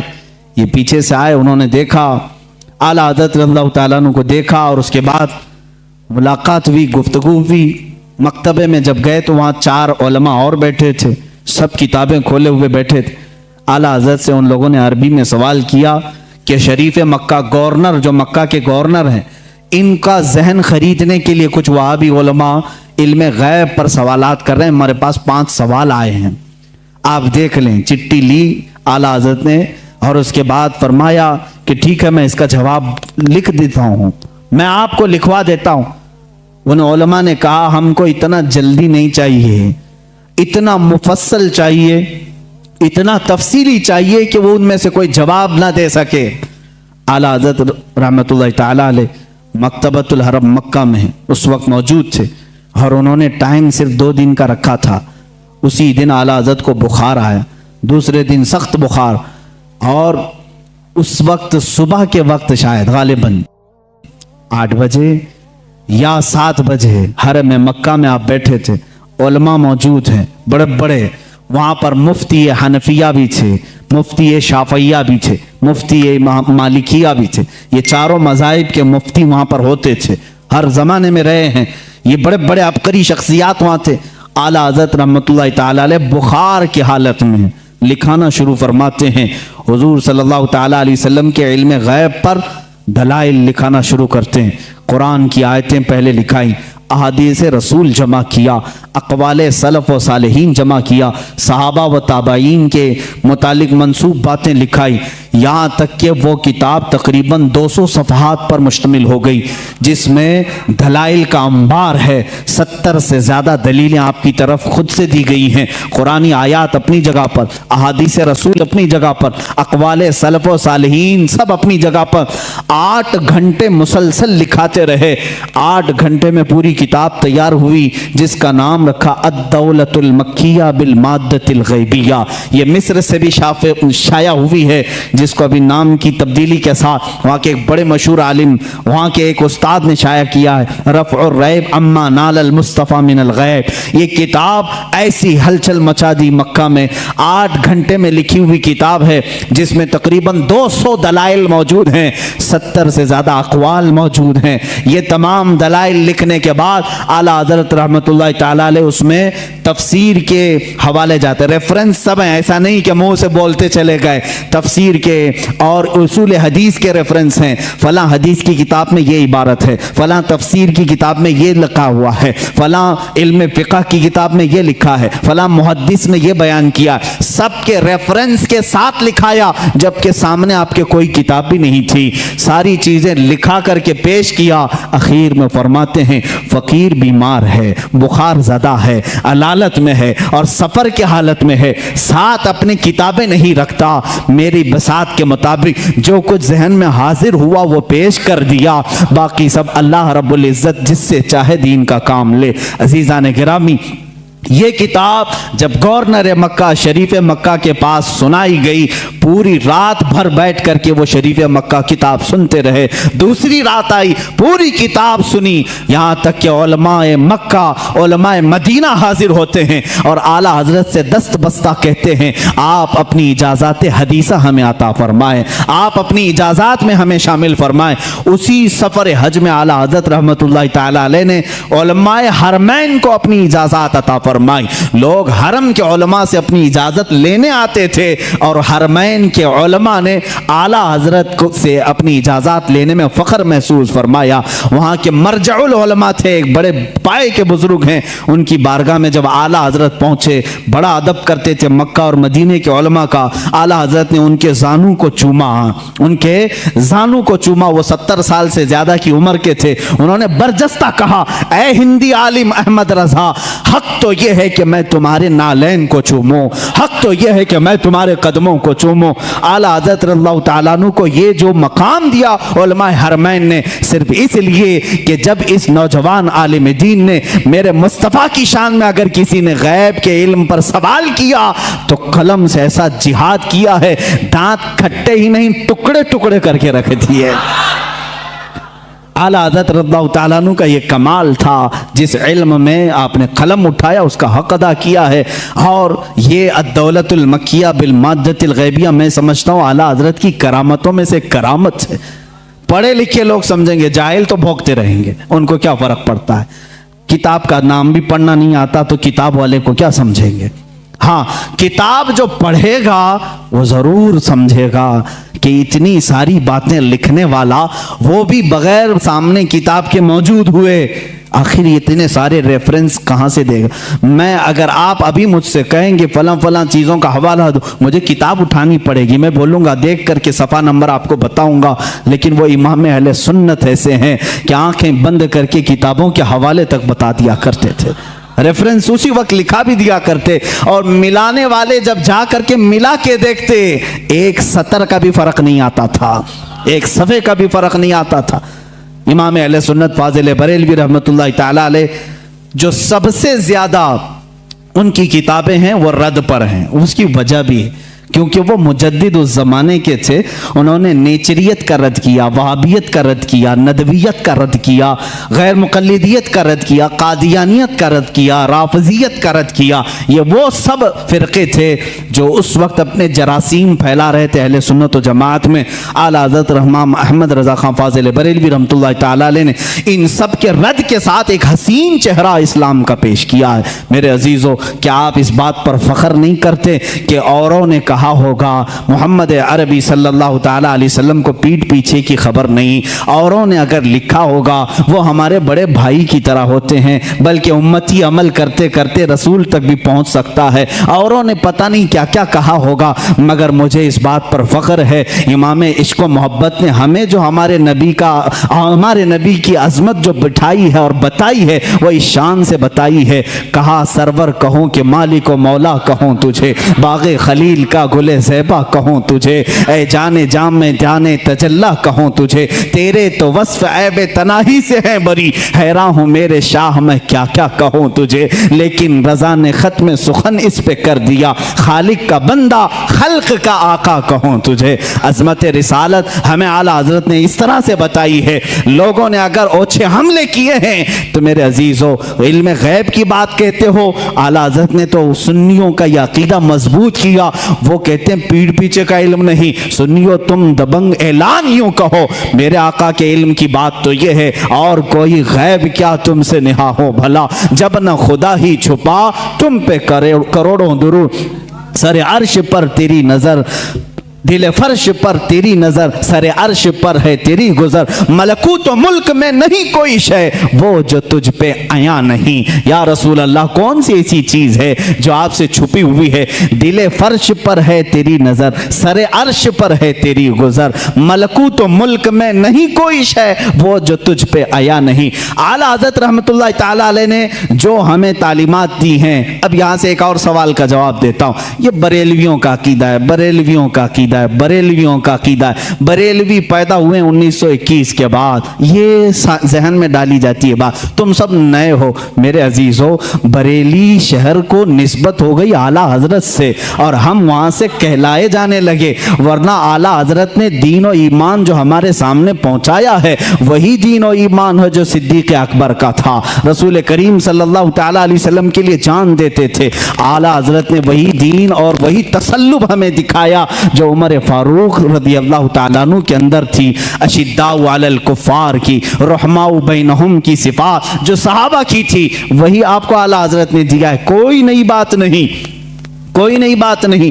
आओ मैं तुम्हें चंद मिसालों के जरिए से समझा दूं। मसलक के आला हजरत पर कुछ लोगों को सवाल है, कहते हैं नया मसलक कहाँ से आया है। तुम खुद नए हो मेरे भाई, तुझे मालूम नहीं। मसलक जो है रास्ते का नाम है, रास्ते को कहते हैं। ये नया नहीं है, दीन इस्लाम ही है। हर जमाने में किसी शख्सियत से मंसूब होता है, हर जमाने में, हर जमाने में दीन इस्लाम को किसी शख्स से मंसूब करके पहचाना जाता है, लेकिन दीन वही है। आज अगर आला हज़रत रहमतुल्लाह ताला अलैह की तालीमात इतनी रोशनास हैं कि हक़ व बातिल में वो फ़र्क पैदा करती हैं, तो जाहिर सी बात है मसलक आला हज़रत कहने में किसी को कुढ़न नहीं होना चाहिए, जलन नहीं होना चाहिए। लेकिन एक बात मैं ये भी बता दूं, आप दीगर औलिया कामिलीन के नामों से آپ ذکر کر سکتے ہیں، مسلک غوث اعظم بھی کہو، مسلک غریب نواز بھی کہو، مسلک امام اعظم ابو حنیفہ بھی کہو، مسلک مخدوم سمنا بھی کہو، مسلک مخدومان ماررہ بھی کہو، جس ولی کا جو طریقہ ہے اس کو مسلک کہا جاتا ہے۔ اعلیٰ حضرت کا نیا کوئی مسلک نہیں، نیا دین نہیں۔ چند مثالیں اگر میں آپ کو پیش کروں حضور اکرم صلی اللہ تعالیٰ علیہ وسلم کے متعلق، یہ بریلویوں کا عقیدہ، بریلویوں کا، کہ حضور کو پتہ نہیں کیا کیا مانتے ہیں۔ حضور کو کہتے ہیں یہی دافع البلا ہیں، شافع ہیں، دافع ہیں، یہ تمام باتیں بریلویوں نے شروع کی۔ یہ کہتے ہیں حضور صلی اللہ علیہ وسلم کو شافع ہیں، دافع البلاؤں کو دور کرنے والے۔ تم مانتے ہو کہ نہیں مانتے؟ بیماریوں کو دور کرنے والے۔ اعلیٰ حضرت نے فرمایا ہے تو جلن ہو گئی، شروع ہو گئی۔ آؤ میں صحابہ کی زندگی میں تمہیں بتاؤں۔ حضور اکرم صلی اللہ تعالیٰ علیہ وسلم کی بارگاہ میں ایک خاتون آئی اپنے گونگے بچے کو لے کر، گونگے بچے کو لے کر، جس کی زبان نہیں تھی، بولتا نہیں تھا، 8 سال کا یا 10 سال کا بچہ تھا۔ مجھے بتاؤ زبان دیتا کون ہے؟ کون دیتا ہے؟ اللہ دیتا ہے۔ وہ صحابیہ کو کیا معلوم نہیں تھا کہ وہ رسول کے پاس کیوں آئی؟ وہ رسول کے پاس کیوں آئی؟ کیا تم اس کو بھی، اس صحابیہ کو بھی بریلوی بولو گے؟ میرے عزیز انصاف کرو۔ زبان نہیں تھی، لے کر کے آئی۔ حضور صلی اللہ تعالی علیہ وسلم تو بانی اسلام ہیں، شارع اسلام ہیں، آپ منع کر دیتے۔ اے خاتون تم میرے پاس کیوں آئی؟ جا، زبان اللہ دیتا ہے، زبان قوت گویائی، بولنے کی طاقت اللہ کی دین ہے، جا اس کے پاس۔ حضور تو کہتے، حضور نے بھی نہیں فرمایا۔ خاتون آئی بچے کو لے کر، رسول کریم صلی اللہ تعالیٰ علیہ وسلم نے پوچھا کیا بات ہے؟ کہا گونگا ہے، بولتا نہیں، آپ ایسا کچھ فرما دیں، ایسا کچھ علاج دے دیں کہ یہ بولنے لگ جائے۔ حضور اکرم صلی اللہ تعالیٰ علیہ وسلم نے یہ نہیں فرمایا کیا میں ڈاکٹر ہوں، میں طبیب ہوں، میں کوئی خدا ہوں، معاذ اللہ۔ حضور نے کچھ نہیں فرمایا، بلکہ سامنے اس بچے کو کیا، کہا اس بچے کو سامنے لاؤ، گونگا بچہ ہے، پیدائشی، زبان نہیں۔ حضور اکرم صلی اللہ علیہ وسلم نے اس سے سوال کیا من انا، اے بچے بول میں کون ہوں؟ بچہ بول پڑا اشہد انک محمد رسول اللہ، میں گواہی دیتا ہوں کہ محمد صلی اللہ علیہ وسلم آپ اللہ کے رسول ہیں۔ اور وہ بچہ پھر سر بولنا شروع کیا۔ وہ صحابیہ خوش ہو کر اپنے گھر لے گئی۔ مجھے بتاؤ کون دیتا ہے دینے کو منہ چاہیے؟ یہی تو بریلی کے امام نے کہا، کون دیتا ہے دینے کو منہ چاہیے؟ دینے والا ہے سچا، دینے والا ہے سچا ہمارا نبی۔ اعلیٰ حضرت نے اگر یہ فرمایا ہے تو یہ نیا عقیدہ نہیں میرے عزیزو، صحابہ بھی یہی کہتے تھے۔ ہمارے بچوں کی لکنت ہو تو حضور کے پاس لے جاتے تھے۔ اتنا ہی نہیں، ایک صحابی کے پیٹ میں تکلیف ہوئی، درد ہوا، حضور کے پاس آئے۔ اللہ کے نبی صلی اللہ تعالیٰ علیہ وسلم نے کہا اس کو شہد چٹاؤ، شہد چٹایا، ان کو جلاب شروع ہو گئے، دست لگ گئے، لوز موشن۔ دوسرے دن وہ پھر آئے، حضور سے کہا، کبھی صحابی نے نہیں کہا غلط دوا دے دی، ریئیکشن ہو گیا، نہیں، وہ صحابی دوبارہ آئے، حضور نے فرمایا اسقی اصلا، جاؤ پھر شہد چٹاؤ اس کو۔ دوسرے دن پھر شہد چٹائے۔ اب کی بار تو ایسا ہو گیا کہ پورا بستر خراب، تکلیف اتنی ہو گئی کہ جلاب پر جلاب۔ لیکن وہ صحابی کی ہمت دیکھیں، یہی عقیدہ تو امام اہل سنت کا تھا، یہی عقیدہ امام اہل سنت کا تھا۔ وہ صحابی تیسرے دن آئے، کہا یا رسول اللہ صلی اللہ علیہ وسلم 2 دن سے آپ شہد چٹانے کے لیے کہہ رہے ہیں، جب شہد چٹاتے ہیں تو زیادہ ہو جاتی بیماری، دست و جلاب زیادہ ہو جاتے ہیں، کیا کروں؟ اللہ کے نبی صلی اللہ علیہ وسلم فرماتے ہیں جا آج کے دن پھر شہد چٹا، اس لیے کہ تیرے بھائی کا پیٹ جھوٹ بول رہا ہے، اللہ کا نبی سچ بول رہا ہے۔ تیسرے دن وہ پھر گئے، شہد چٹایا، اس کے بعد سارا دست بند، جلاب بند، اور پیٹ کا مرض بھی ہمیشہ کے لیے ختم ہو گیا۔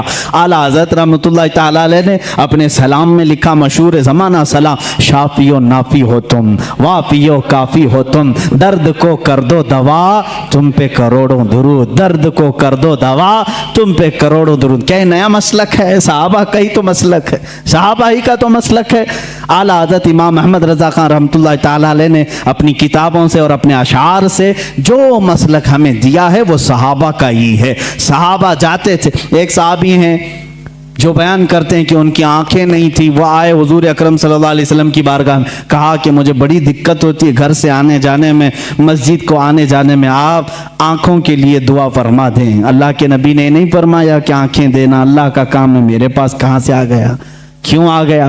صحابہ کو معلوم تھا دیتا اللہ ہی ہے، دروازہ رسول کا ہوتا ہے، کیونکہ میرے آقا نے فرمایا انما انا قاسم واللہ یعطی، اللہ دیتا ہے اور میں تقسیم کرتا ہوں، اللہ دیتا ہے میں تقسیم کرتا ہوں۔ حضور نے فرمایا ہے بخدا خدا کا یہی ہے در، نہیں اور کوئی مفر مقر، جو وہاں سے ہو یہیں آ کے ہو، جو یہاں نہیں تو وہاں نہیں۔ اعلیٰ حضرت نے فیصلہ کیا، جو یہاں نہیں تو وہاں نہیں۔ اعلیٰ حضرت نے فیصلہ کر کے ہمیں بتا دیا ہے جو یہاں نہیں تو وہاں نہیں۔ بہرحال میں ان کی بات کو نقل کیا۔ خیر، اعلیٰ حضرت رحمت اللہ تعالیٰ علیہ نے کوئی نیا مسلک اگر دیا ہے تو مجھے بتاؤ کون سی نئی بات ہے جو صحابہ کرام نے اپنے زمانے پاک میں حضور صلی اللہ تعالیٰ علیہ وسلم کے لیے اپنا معمول بنایا تو وہی چیز پیش کی۔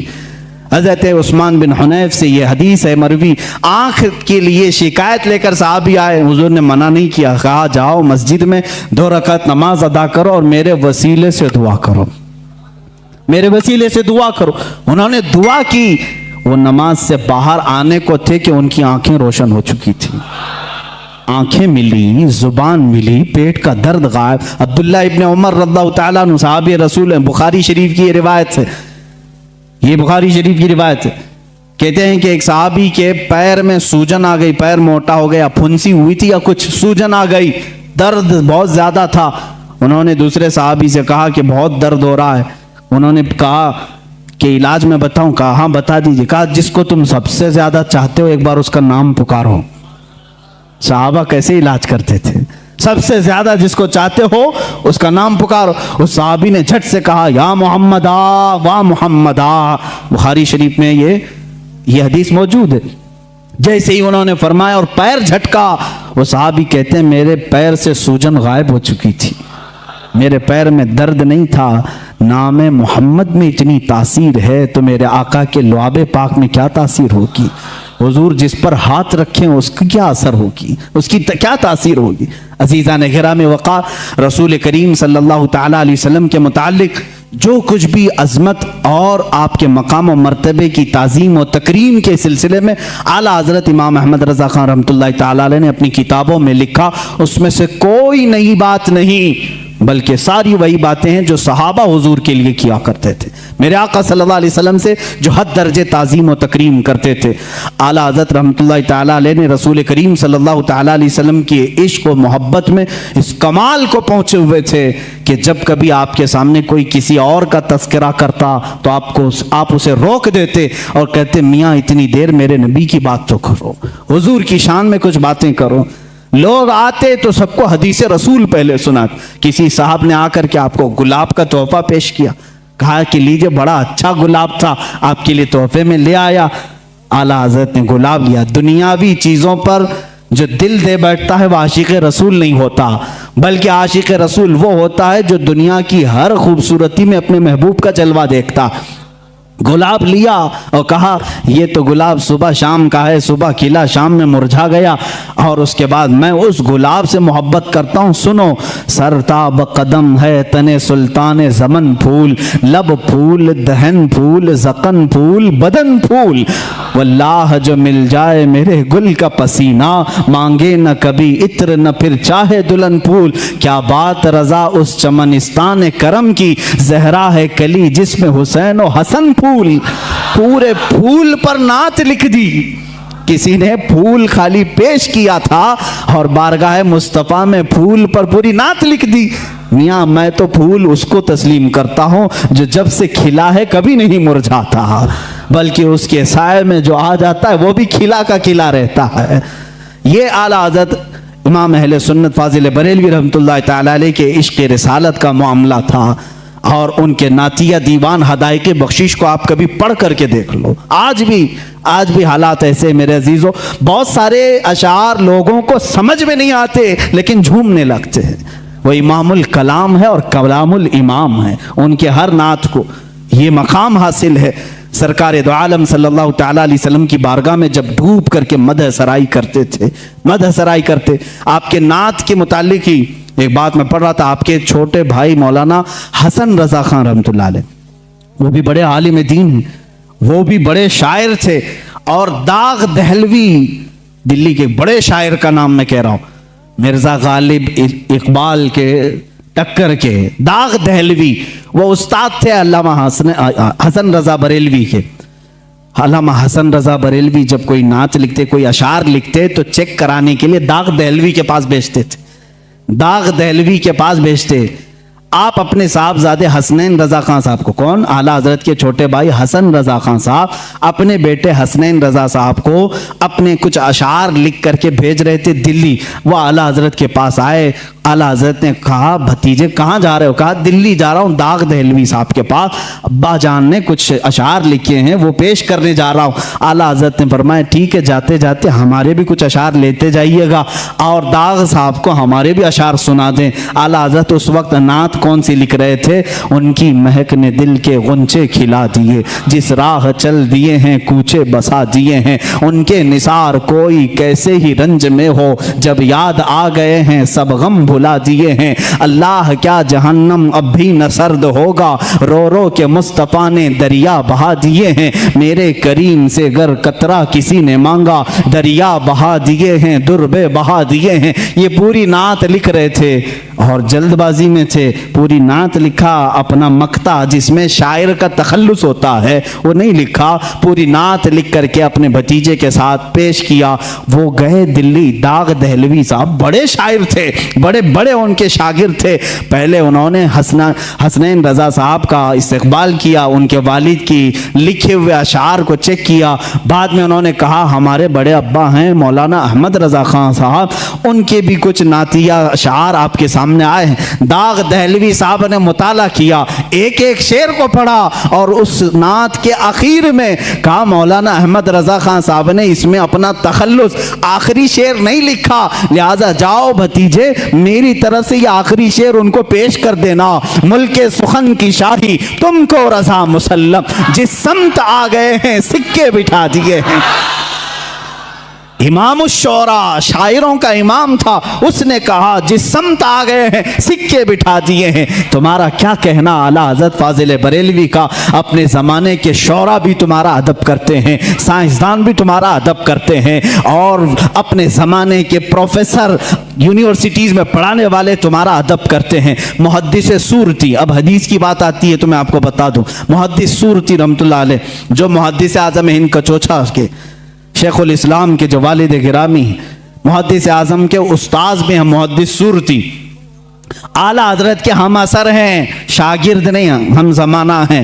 محدث سورتی صاحب مولانا فضل گنج مراد آبادی رحمۃ اللہ علیہ کے مرید تھے, ان کے مرید تھے. اعلیٰ حضرت کے پیر خانے سے بیعت بھی نہیں تھے, ایک نہیں کہ مطلب دونوں ایک ہی جگہ سے مرید ہیں, پڑھے بھی ایک ساتھ نہیں تھے, لیکن محدث سورتی علم حدیث کے بڑے عالم, اعلیٰ حضرت کا بار بار تذکرہ, ہر محفل میں تذکرہ.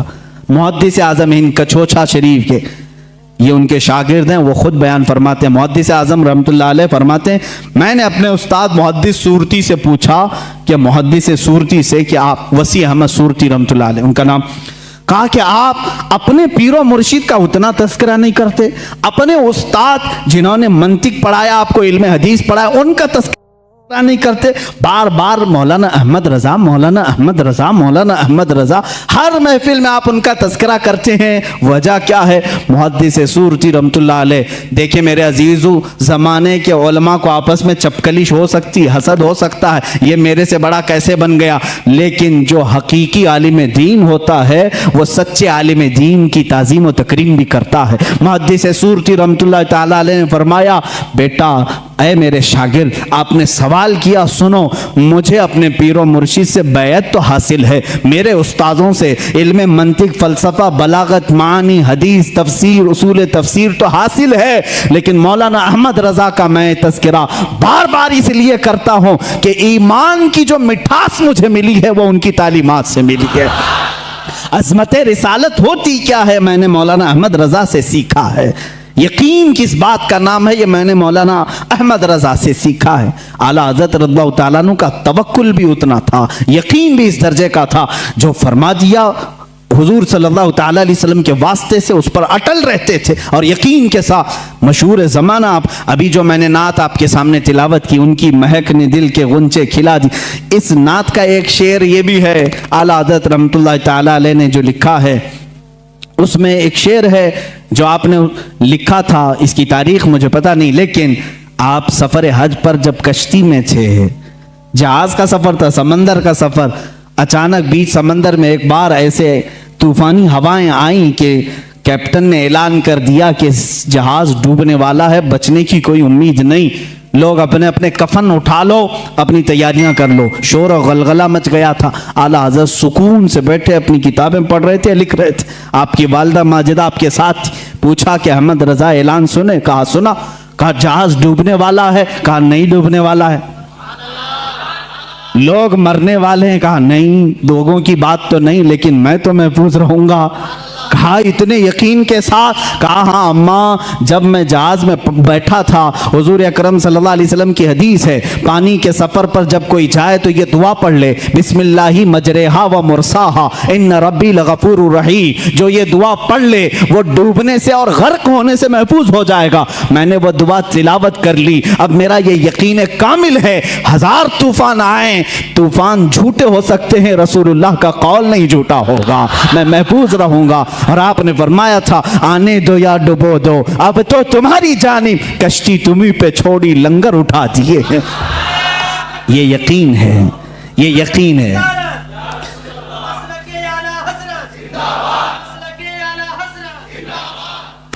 عزیزان گرامی، یہ توکل ہے فاضل بریلوی رحمت اللہ تعالیٰ علیہ کی ذات سے۔ اور ایک دو بار کی بات نہیں، کئی مرتبہ ایک علم نجوم کے ماہر مولوی صاحب آپ کے پاس آئے، انہوں نے بھی ایسے، علم نجوم کس کو کہتے ہیں؟ آسٹرولوجی۔ آسٹرولوجی میں نے تھوڑی سی پڑھی ہے لیکن بہت عجیب سی لگتی ہے۔ جو لوگ پڑھے ہوں گے یا اس میں گھرے ہوں گے ان سے بھی میں کہتا ہوں توبہ کر لو، باز آ جاؤ۔ یہ جو راشی دیکھتے ہیں صبح صبح اٹھ کر کے، سٹار کیا ہے آج ہمارا، تمہیں کیا معلوم سٹار کیا ہے؟ یہ جوتش تمہیں بیوقوف بناتے ہیں، یہ من گھڑت قصے تمہیں سناتے ہیں، اور یہ جو تمہیں بتاتے ہیں آج تمہارے ساتھ ایسا ہوگا ویسا ہوگا، تم آج لال کپڑا نہیں پہننا، تم پہلے ایسی چپل نہیں پہننا، یہ سب آسٹرولوجی لوگوں کے دماغوں سے کھیلتے ہیں۔ یہ کیا ہے؟ یہ علم کیا ہے؟ اس کی ایک ہی ڈیفینیشن مجھے معلوم ہے، اٹکل پچھو کا نام ہے۔ تیر مارنا ہے، لگ گیا تو ٹھیک ہے، نہیں تو کیا جاتا ہے، انویسٹمنٹ کچھ بھی نہیں، لگا دینا ہے۔ ایسے جو بابا ہیں بہت سارے آسٹرولوجی، اور حیرت ہوتی ہے نہیں، آپ بھی کتنی بیوقوفی کرتے ہیں، سڑک چھاپ نجومی کے پاس ہاتھ دکھا رہے ہیں، لکیریں دیکھ کر بتا میرا بھویش کیسا ہوگا۔ اے نادان، پہلے اس کا تو دیکھ، وہ کہاں بیٹھا ہے، جس کے پاس تو دکھانے جا رہا ہے وہ کہاں بیٹھا ہے۔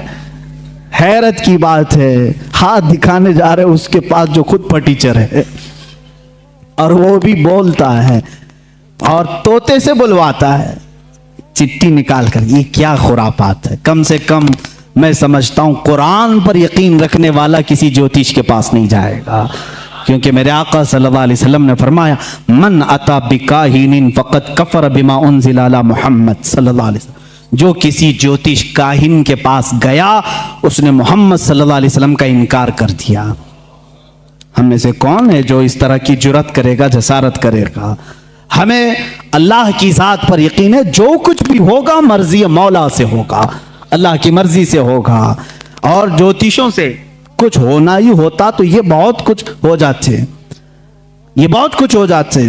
اور یہاں پر میں اصلاح کر دوں، یہ نجومی، آسٹرولوجی، آرکیالوجی، زمین کے معاملات جاننے کا وہ انجن ہے ہمارے پاس، بھنجن ہے، فلاں فلاں چیزیں ہیں، منجن ہے، کیا ہے جس کو دیکھ کر کے زمین میں خزانہ کہاں ہے ہم بتا دیں گے۔ کچھ لوگ پاگل ہو جاتے ہیں، کسی کو آ کر کے کوئی جوتش کہتے تمہارے گھر میں بہت پرانا خزانہ ہے، اس پر 4 جنات ہیں، میں ہٹا دوں گا، نکال لوں گا۔ ایسے بہت سارے، اور ان کی باتوں پر بیوقوف ہو جاتے ہیں۔ ہم نے ایسے بھی دیکھیں جو راتوں میں بیٹھ کر قلم کاپی لے کر کے حساب کر رہے ہیں، ایک گھڑے میں کتنا سونا ہوگا، اتنا سونا ہے تو میں 2 بلڈنگیں یہاں بناؤں گا، 2 بلڈنگیں یہاں، مارکیٹ میں 1 دکان۔ تم رات بھر شیخ چلی کی طرح بھی سے حساب میں لگ گئے۔ وہ آسٹرولوجی ہو یا آرکیالوجی ہو، جو نجومی ہو، جوتش ہو، تم کو بتا دیا۔ ایسے بہت سارے کھدائیاں کروائے اور لوگوں کی قبریں کھدائی ہیں، کچھ نہیں ملا۔ ایسے بہت سارے لوگوں کو دھوکہ دیتے ہیں۔ آپ کب سدھرو گے؟ इन तमाम बातों पर यकीन न रखो, इन तमाम चीज़ों पर यकीन न रखो। अगर खजाने निकालने का इतना ही उसको इल्म होता, महारत होती, तो वो बेचारा झोला छाप तुम्हारे पास नहीं आता, वो खुद खजाने निकालकर बादशाह बन चुका होता। वो तुमसे 20-25 हजार लेकर खजाना खोद करके देने आ रहा है, बेवकूफ़ी नहीं है। खैर, नुजूमी जो होते हैं बेवकूफ़ बनाते हैं, और सितारों का इल्म इसको कहते हैं। स्टार्स को देख करके कुछ चीज़ें मालूम की जाती थी, वो एक इल्म है, पहले ज़माने में भी रहा है। कभी कभार लग जाता है तीर। मौसम का हाल बताने वाले भी एस्ट्रोलॉजी होते हैं ना, टीवी में बताने के लिए आते हैं। अहमदाबाद में अभी बारिश बहुत होगी, मुंबई, ये जब बताते हैं तब होती नहीं, और जब कभी नहीं बताते झमाझम होती है। अक्सर ऐसा कभी कभार लग भी जाता है इनका, कभी कभार तीर लगता है। आला हजरत फाजिल बरेलवी रहमतुल्लाह अलैह के पास एक ऐसे ही आए साहब, उन्होंने इल्म नुजूम को पढ़ा था। आला हजरत बैठे थे, बतौर मजाह आपने कहा कि साहब आपको तो इल्म नुजूम पर बड़ी महारत है, ज़रा सितारे निकाल करके देखें कि इस महीने में बरसात आएगी कि नहीं आएगी, बारिश होगी, बरसात आएगा, बारिश होगी कि नहीं होगी।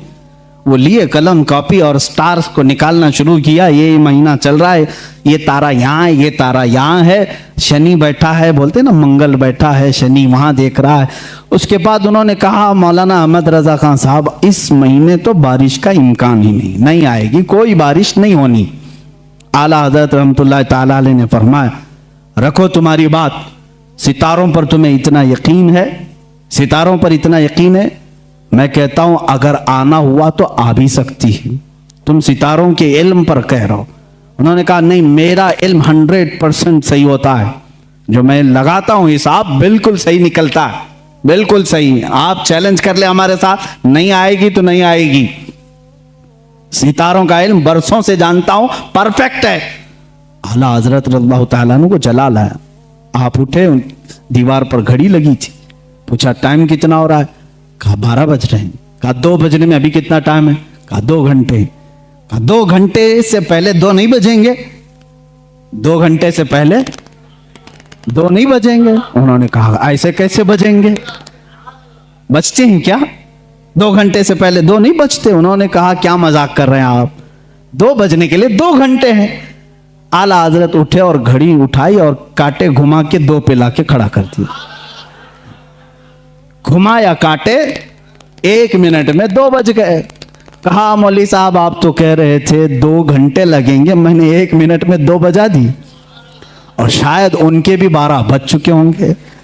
आला हज़रत रहमतुल्लाह ताला अलैह से उन्होंने कहा कि अरे ये तो कोई बात हुई, आपने कांटे इधर उधर किए, ऐसे तो कोई भी बजा देगा, ऐसे तो कोई भी बजा देगा। आला हज़रत रहमतुल्लाह अलैह ने फरमाया हाँ, ये घड़ी जो घूम रही है अपनी रफ्तार से, तुम्हारा तयशुदा इल्म तो यही कहता है 1 बजने के लिए 1 घंटा, 2 बजने के लिए 2 घंटे, लेकिन खालिक़े सितारा, खालिक़े सय्यारगान, अल्लाह रब्बुल इज़्ज़त जिन सितारों को पैदा किया है, वो चाहे तो ये 1 महीने से पहले सारे सितारों को इधर से उधर कर दे।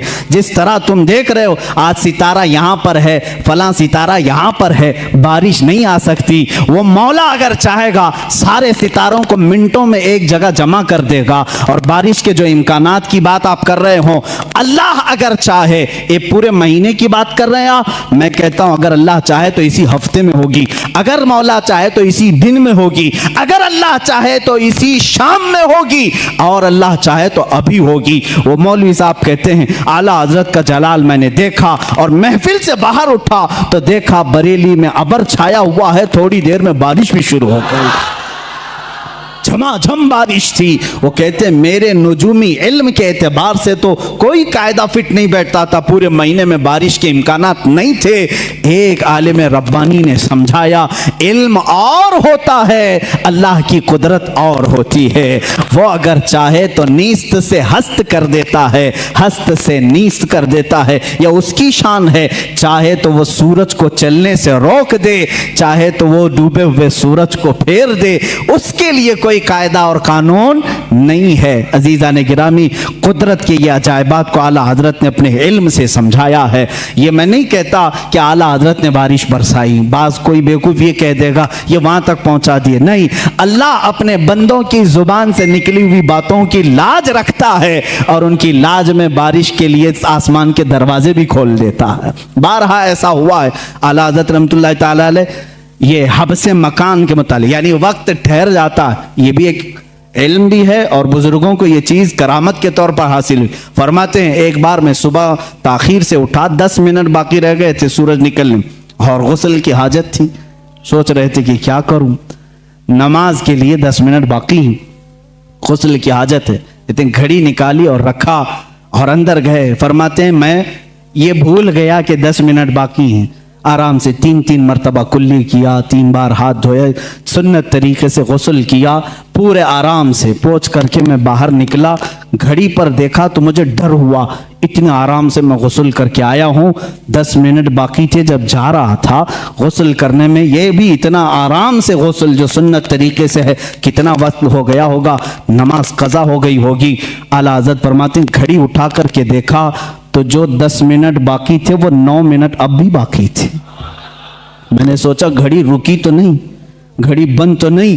बाहर आकर के जिस घड़ी से भी मिला करके देखा तो टाइम वही चल रहा था। फरमाते ये अल्लाह जिसे चाहे वक्त को घेर दे और अल्लाह जिसके लिए चाहे 1 मिनट को 1 साल के बराबर भी कर दे। यही मेराज रसूल का फलसफा है, मेरे आका सल्लल्लाहु तआला अलैहि वसल्लम का, कि बिस्तर भी रहा गर्म, जंजीर भी हिलती रही, तार्श गए फिर आए मोहम्मद सल्लल्लाहु अलैहि वसल्लम। वक्त को अल्लाह चाहे तो घेर लेता है, रोक लेता है। अज़ीज़ान गिरामी वक़ार, आला हज़रत रहमतुल्लाह ताला अलैह के इल्म और उनके अमल और उनके तक़वे और उनकी बहुत सारी चीज़ों को मैंने अर्ज़ किया और बतौर बरकत चंद करामात मैं आपके सामने रखता हूँ। अल्लाह ताला ने अपने औलिया को नबियों का परतव बनाकर इस उम्मत में भेजा है, नबियों का परतव बना करके भेजा है। यकीनन वो किसी न किसी नबी का अक्स होते हैं, उनकी मौजज़ात थे और औलिया के करामात होते हैं। एक बार आला हज़रत रहमतुल्लाह ताला अलैह के साथ ऐसा मामला पेश आया कि कई करामात हैं, बहुत सारे। जैसे एक साहब हैं लाहौर के रहने वाले, खुद फरमाते हैं 1920 में उनकी पैदाइश हुई, जिस साल 1 साल था आला हज़रत की ज़िंदगी का। 1921 में आला हज़रत की वफ़ात हुई। वो 1 साल के बच्चे थे, निमोनिया हो गया था, फेफड़े रुक चुके थे, सांस बंद हो गई थी और माँ बाप सारे लोगों ने देखा और एक कपड़े में बांध करके उनको पलंग पर रख दिया। घर में रोना धोना शुरू हो गया।